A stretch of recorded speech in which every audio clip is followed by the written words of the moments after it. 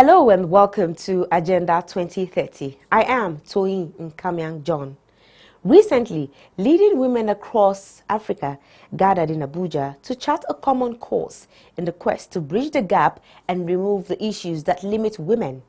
On Agenda 2030 today, we will bring you all the highlights.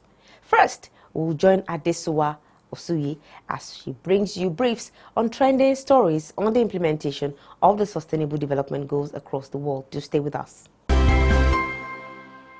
In a bid to promote innovation amongst young people globally, one of the global tech giants, Huawei Technologies, recently held the global Huawei ICT competition under the theme Connection, Glory, Future. Through this competition, Huawei Technologies seeks to improve comprehensive capabilities of students, transfer cutting-edge technologies information, and explore the business requirements of the industry. Huawei launched the ICT competition in Nigeria in October 2018 in partnership with local universities with the aim of cultivating local ICT talents and developing a healthy ecosystem for the sustainable growth of the ICT sector. 3 Nigerian students who represented Africa emerged 3rd place in the global final of the competition held in China.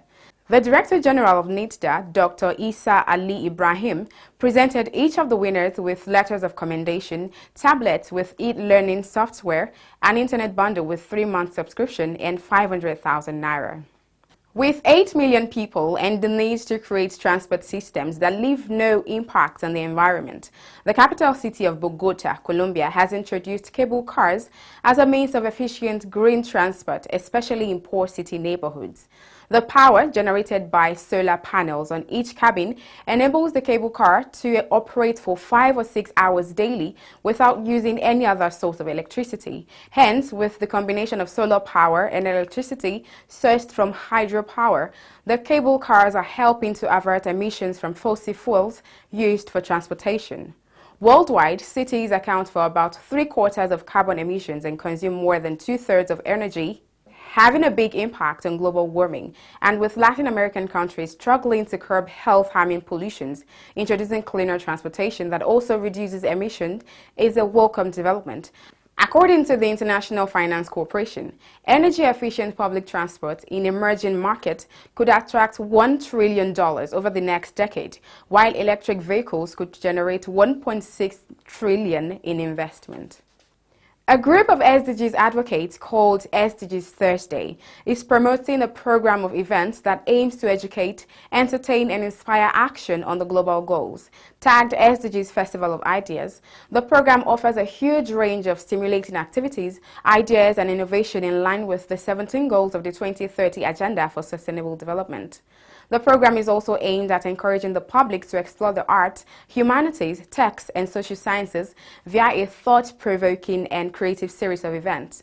The 5-day event is set to hold in Abuja from the 10th to 15th of July 2019, featuring activities such as the SDGs Treasure Hunt, Walk for SDGs, and session with the 9th Assembly. The festival has something for everyone. A shop based in Sutton Park in Hull, United Kingdom, in line with SDGs 12, Responsible Consumption, is encouraging consumers to end plastic pollution by paying them to recycle their plastics in a Plastic for Pounds campaign. The shop has a machine that takes up bottles as well as drink cans, crushes them, and offers a receipt to users in form of coupon that can be used to purchase items in the store. Consumers can deposit up to 500 items per visit, which is worth up to £25.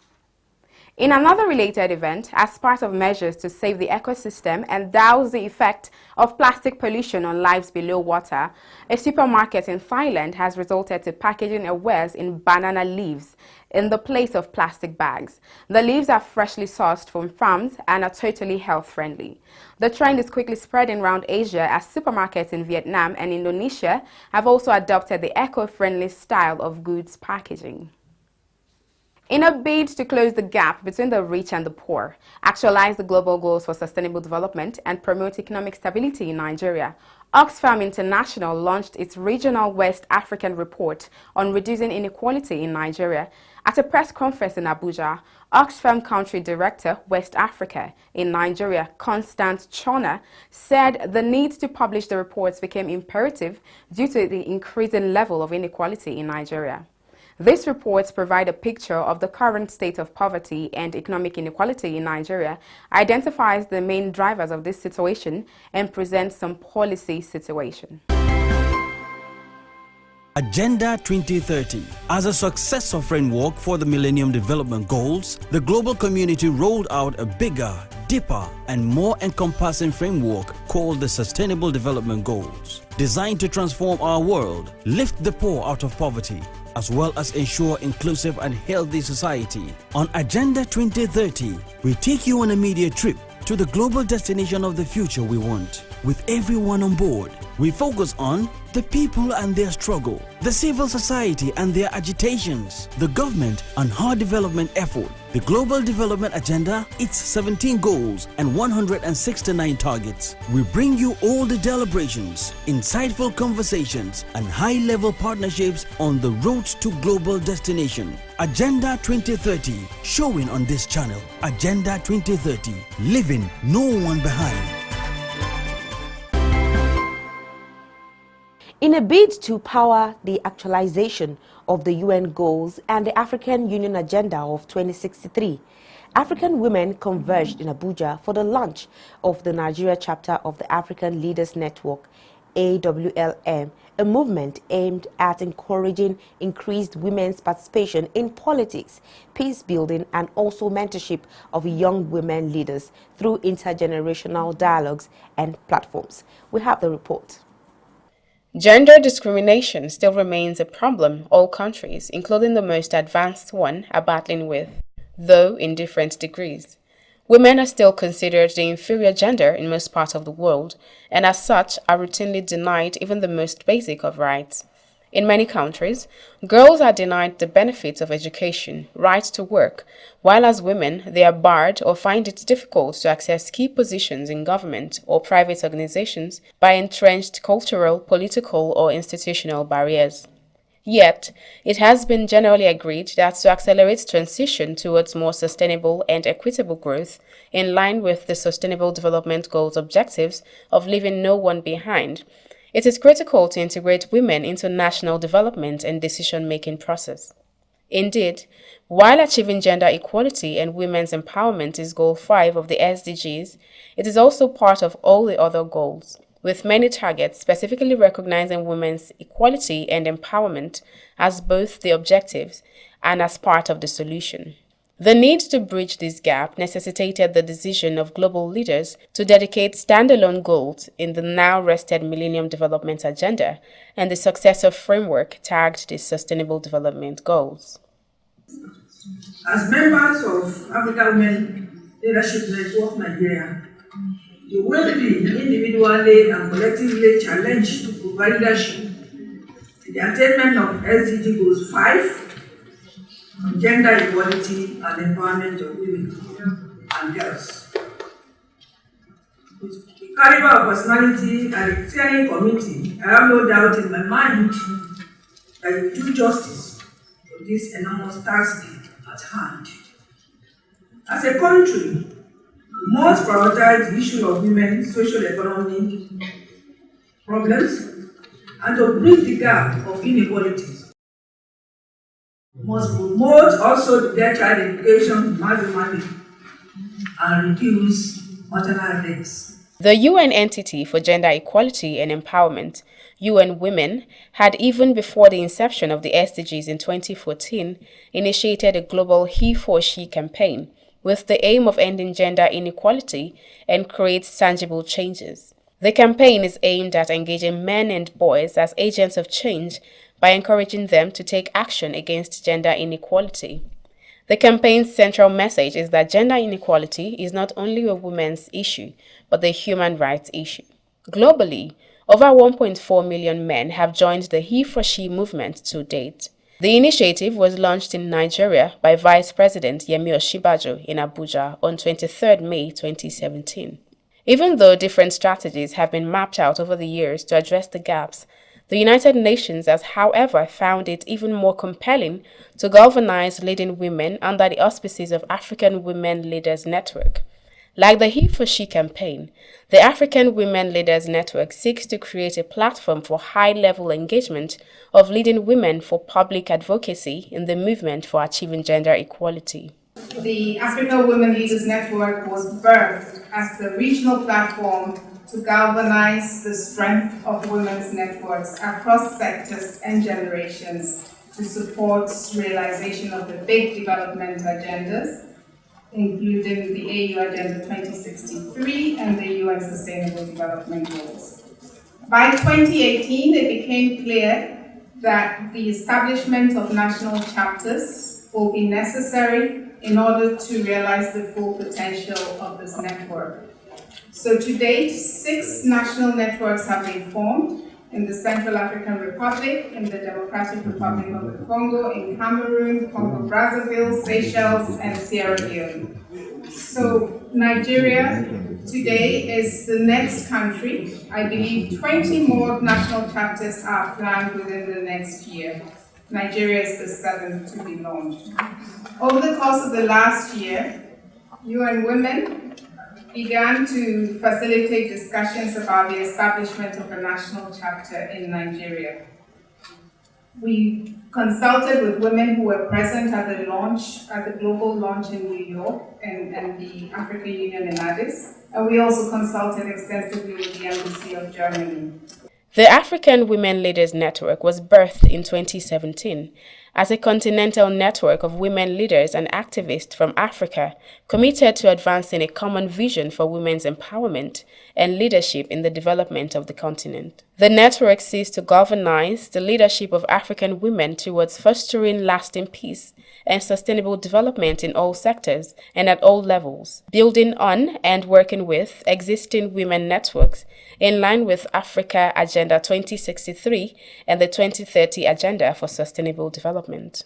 The AWLF, at its core, is a platform that recognizes and embraces the diversity of existing women's networks. In other words, it's not replacing existing networks, but it's actually bringing on board or bringing together all the existing networks.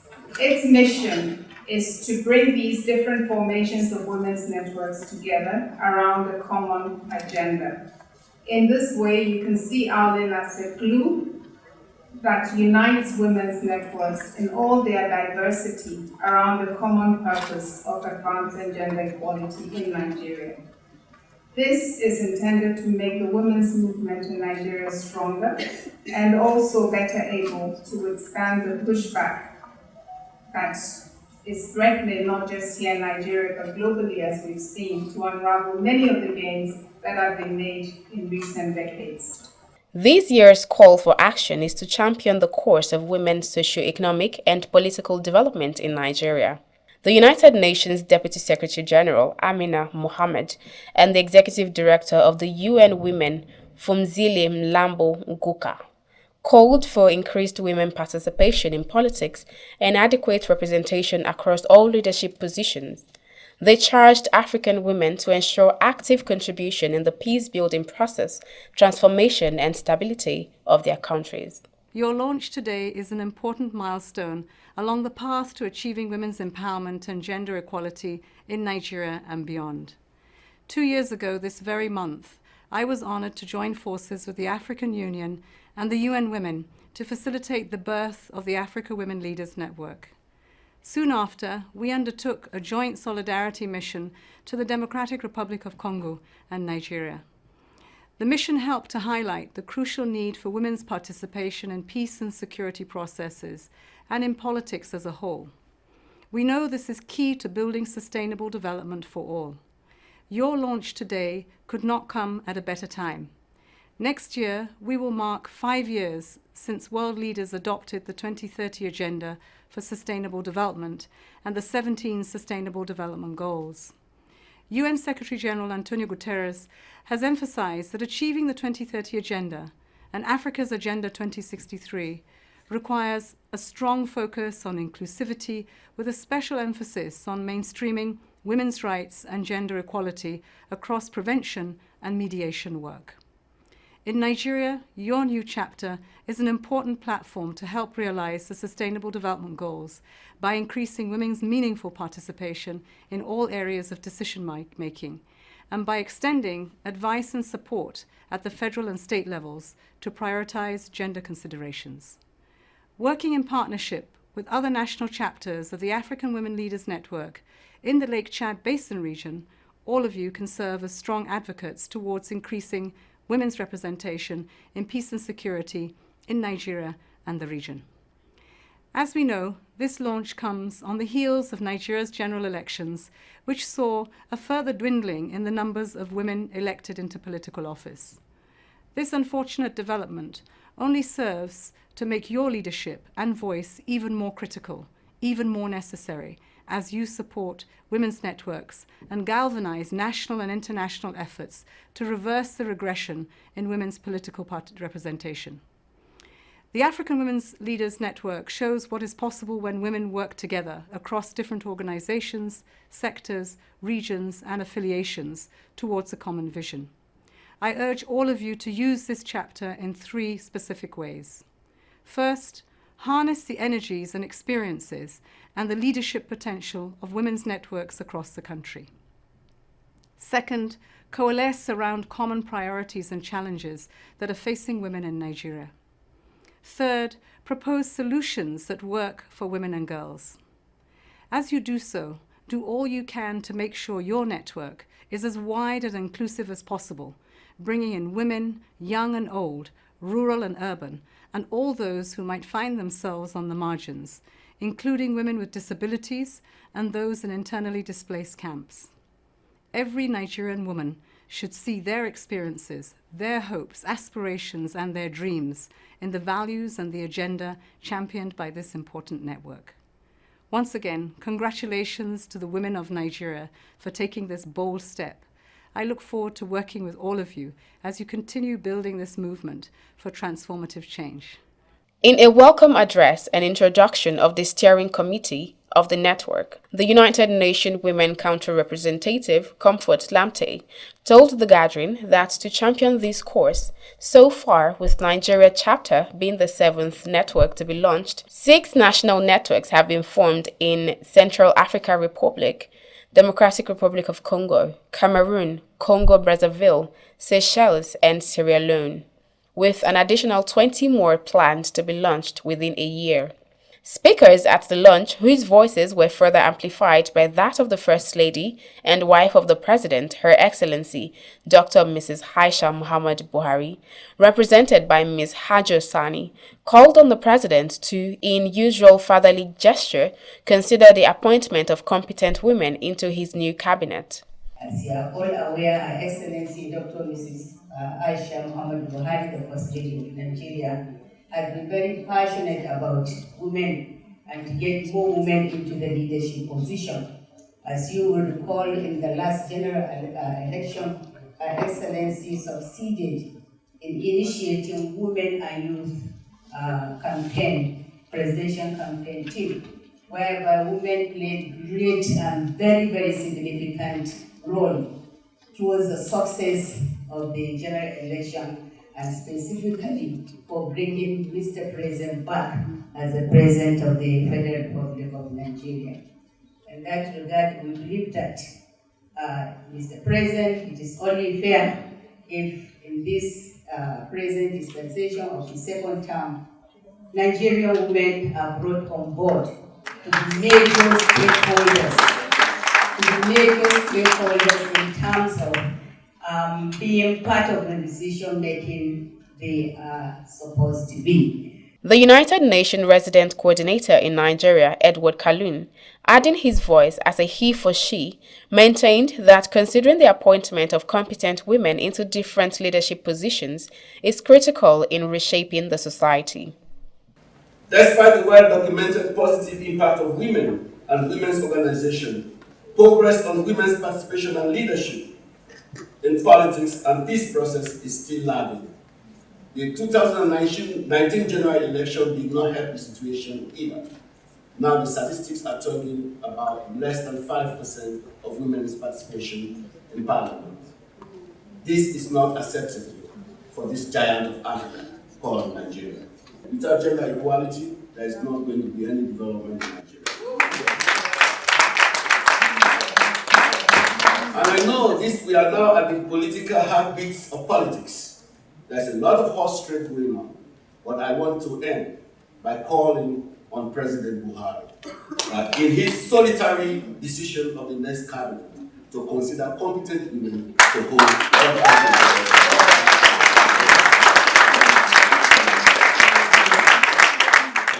Princess Orelope Adefulire, in her goodwill message, which entirely underscored the role of her mandate in actualizing Goal 5 of the SDGs, challenged the African Women Leaders Network members to individually and collectively provide leadership in the attainment of SDGs Goal 5 on gender equality and empowerment of all women and girls.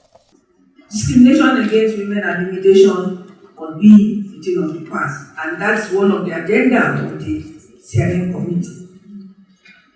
I want to also say we should pay attention to how we can mobilize women together for this leadership role. Women succeeding together. We can only succeed together if we are united.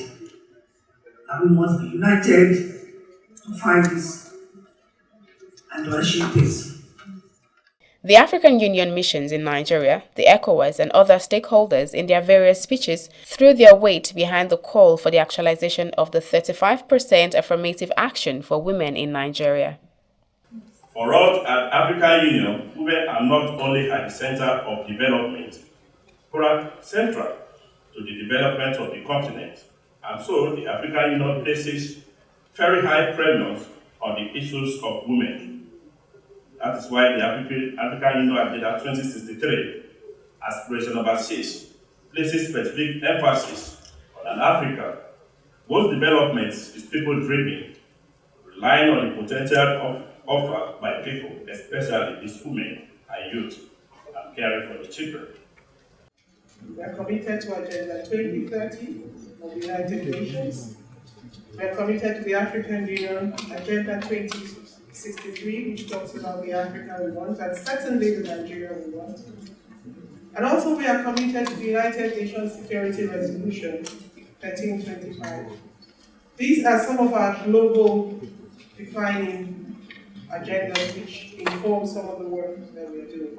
In our call for action, we said that we are concerned about the pervasive and deeply entrenched discrimination against women and girls in Nigeria.